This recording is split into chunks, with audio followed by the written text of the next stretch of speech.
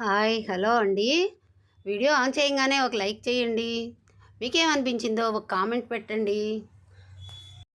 కొత్తగా చూసేవాళ్ళైతే సబ్స్క్రైబ్ చేసుకోండి. ఇది 80 పాయింట్స్ జాకెట్ క్లాత్. చాలామంది సాదా కటింగ్ పెట్టమని, స్టిచ్చింగ్ పెట్టమని అడుగుతున్నారు. అందుకనే నేను సాదా కటింగ్ పెడుతున్నాను. ఇది 80 పాయింట్ల జాకెట్ ముక్కలను తెచ్చుకోవడమే కానీ ఇవి వచ్చేసి 77 పాయింట్లే ఉందండి. అంటే 80కి 3 పాయింట్లు తక్కువే ఉంది. అందుకే మనం చాలా జాగ్రత్తగా కటింగ్ చేసుకోవాలి.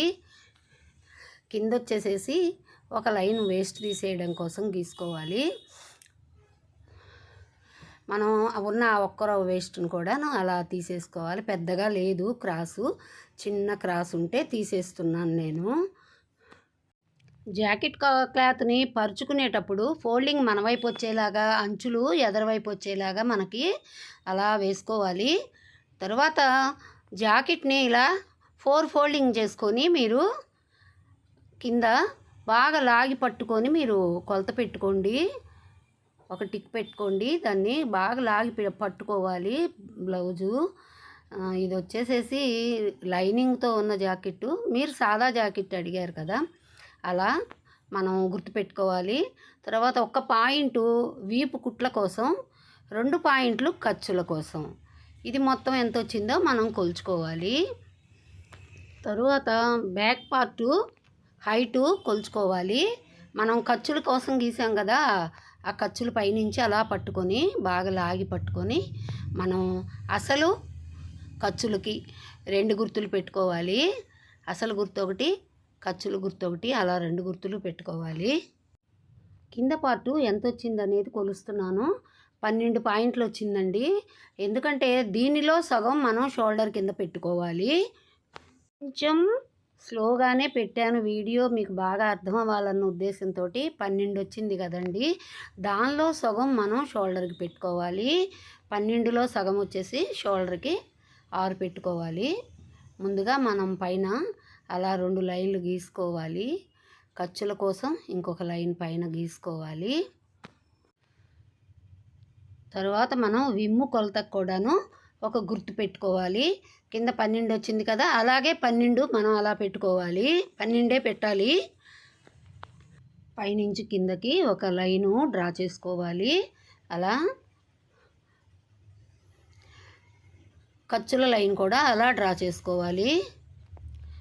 తర్వాత 12 కొలతలో సగభాగం 6 చూపిస్తున్నాను చూడండి. అలా అక్కడికి ఒక గుర్తు పెట్టుకోవాలి.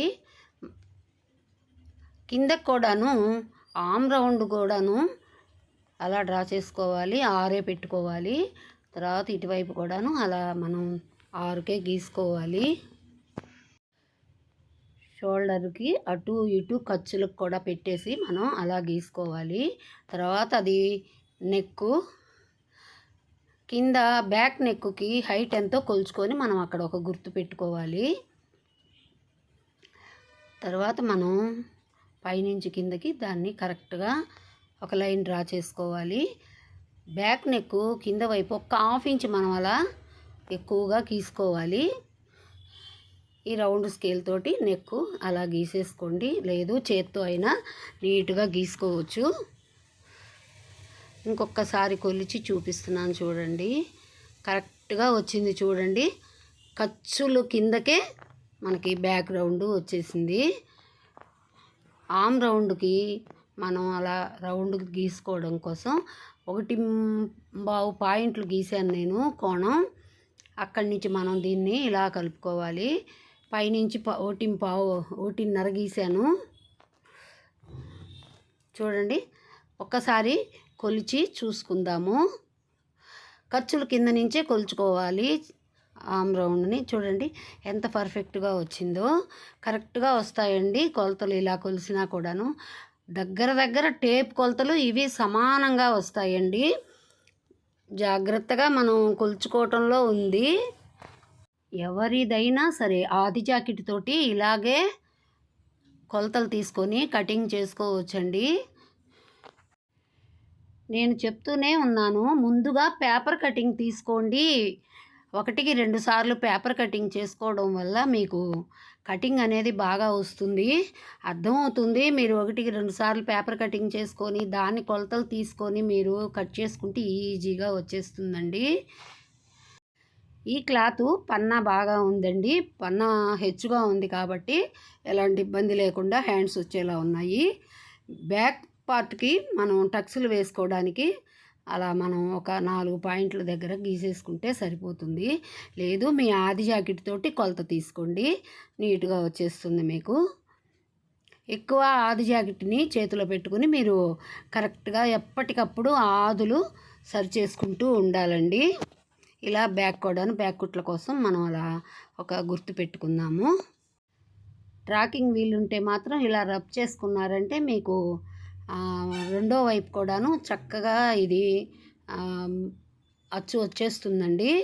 మనకి ఈ డిజైన్ జాకెట్ కాబట్టి మీకు అంతగా కనిపించట్లేదేమో, మాకు బాగానే కనిపిస్తుంది. ఇలా హ్యాండ్స్ ఇలా ఫోల్డ్ చేసుకోవాలి. ఇది ఖర్చులు బాగానే ఉందండి, అందువల్ల నేను హ్యాండ్స్ కతుకులంటూ రావు ఇలా ఉంటే బ్లౌజు. ఖర్చుల కోసం హ్యాండ్ పట్టీ కోసం అలా ముంజేతి కొలత అలా తీసుకోవాలి లూజు. తర్వాత 2 పాయింట్లు ఖర్చుల కోసం ఉంచుకోవాలి ఇది కూడాను. తర్వాత హ్యాండ్ పొడవు ఎంత ఉందో మనం గీచిన దగ్గర నుంచి పట్టుకోవాలి. అది పట్టీకి ఖర్చులకి ఉంచాం కదండి, ఇది కూడాను ఖర్చులకి కుట్ల కోసం. చంకర రౌండ్ దగ్గర నుంచి చంక కుట్టు దగ్గర నుంచి దానిపైకి అలా మడిచి గుర్తు పెట్టుకున్నారంటే మీకు హ్యాండు లూజు కరెక్ట్గా వస్తుందా రాదా అనేది మీకు అర్థమైపోతుంది. ఆ వెడల్పు చూసుకుంటే మీకు సరిపోతుంది లేదు అనేది అర్థమైపోతుంది. అక్కడి నుంచి మీరు అక్కడ అలా గీసుకోవచ్చు. ఒక్కసారి చంక రౌండ్ కూడా మీరు కొలిచి చూసుకోండి. చూడండి ఎంత కరెక్ట్గా వచ్చేసిందో, అక్కడికే వచ్చింది. అది మన లూజు. ఇది వచ్చేసేసి ఎగస్ట్రా ఖర్చుల కోసం మనం అక్కడి నుంచి మనం అలా కటింగ్ తీసేసుకోవచ్చు.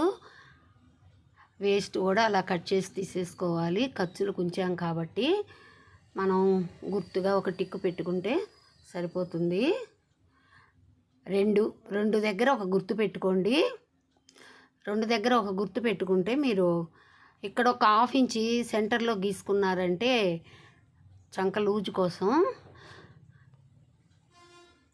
అలా అయినా కొలుచుకోవచ్చు, లేదు టేప్ పెట్టి ఇలా అయినా కొలుచుకోవచ్చు. అక్కడి నుంచి అక్కడికి మనం గుర్తులు పెట్టాం కదా, అక్కడికి ఒక 1/2 ఇంచ్ గీసుకొని అక్కడి నుంచి మనం క్రాసు ఆమ్ రౌండ్కి ఫ్రంట్ భాగం వచ్చే క్రాస్ అలా తీసేసుకోవచ్చు.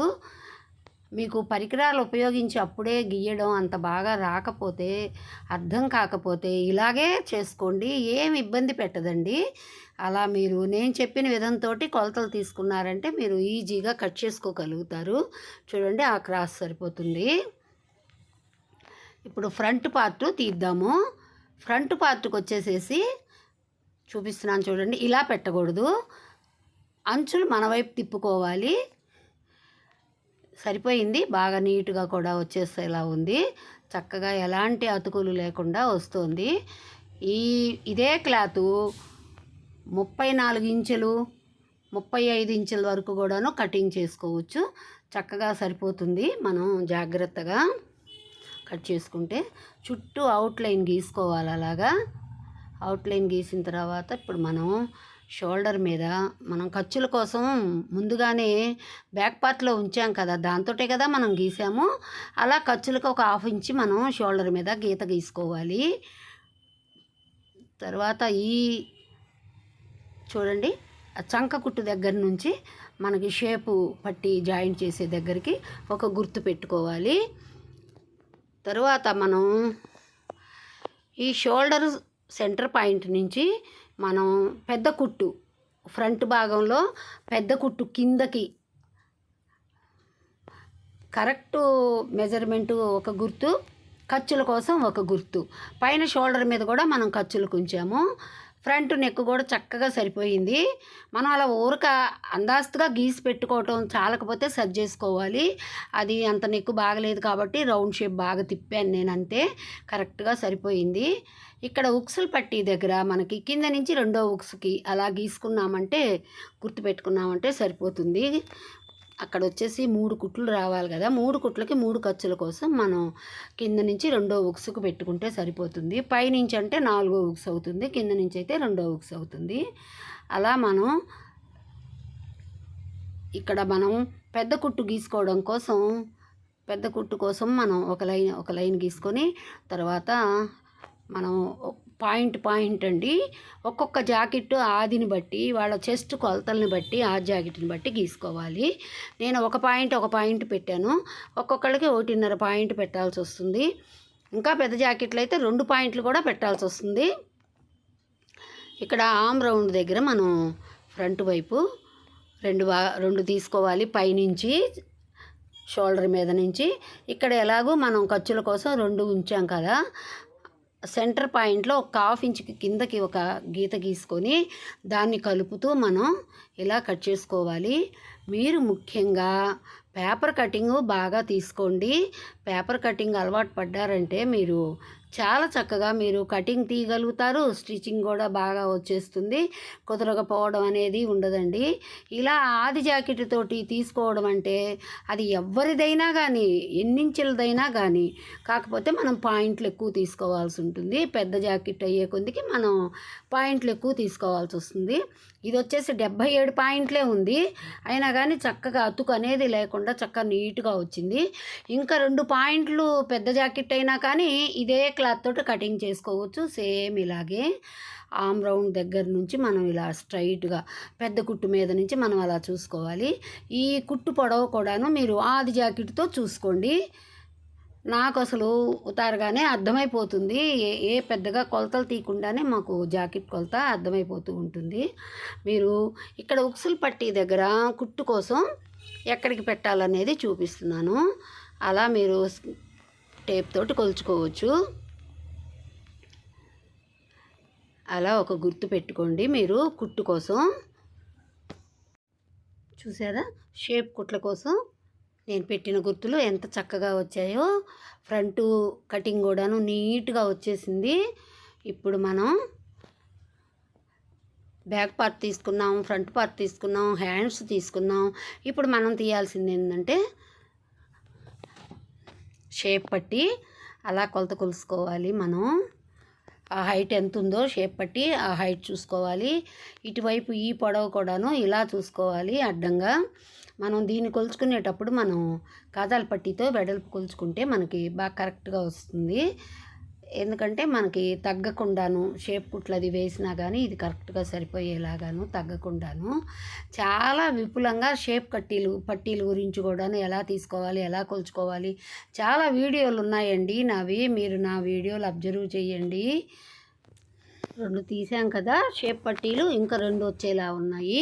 మనం జాగ్రత్తగా కుట్టుకుంటే ఈ వేస్టేజ్ అంతా అన్నిటికీ సరిపోతుందండి, ఎలాంటి ఇబ్బంది లేకుండాను. మనకు కావాల్సింది ఇంకా ఉక్సులు పట్టి, కాజాల పట్టి, వీప్ పట్టి, నెక్కి అన్నిటికీ సరిపోతాయండి. జాగ్రత్తగా నేను స్టిచ్చింగ్ కూడా పెడతాను, జాగ్రత్తగా మీరు ఈ కటింగు స్టిచ్చింగు అబ్జర్వ్ చేశారంటే మీకు బ్రహ్మాండంగా మీకు వచ్చేస్తుందండి, చేతైపోతుంది మీకు. మీరు చేయాల్సిందల్లా స్కిప్ చేయకుండా వీడియోని చూడడమేనండి. మీరు వీడియో స్కిప్ చేశారంటే ఏదో ఒకటి మిస్ అయిపోతారు, చెడిపోతాయి జాకెట్లు. అందువల్ల ఏంటంటే కరెక్ట్గా మీరు వీడియోని స్కిప్ చేయకుండా జాగ్రత్తగా చూడండి. నేను వీలైనంత వరకు మీకు లెంత్ పెరగకుండా చూస్తున్నాను. ఇది అడిగారు, సాదా జాకెట్ కటింగ్ కావాలి పెద్దమ్మ అంటూ కూడా అడిగారు. అలాగేనని నేను ఈ సాదా జాకెట్ కటింగ్ పెడుతున్నాను. నేను స్టిచ్చింగ్ కూడా పెడతాను. చూడండి, మనం ఖర్చులు తీసుకుంటే ఎక్కువగా 2 పాయింట్లు ఖర్చులు తీసుకున్నామంటే సైడ్ ఇలా మనం డిజైన్ ఇచ్చుకోవచ్చు, బాగుంటుంది జాకెట్ కూడాను. నెక్స్ట్ వీడియోలో స్టిచ్చింగ్ ఉంటుంది. Thank you for watching.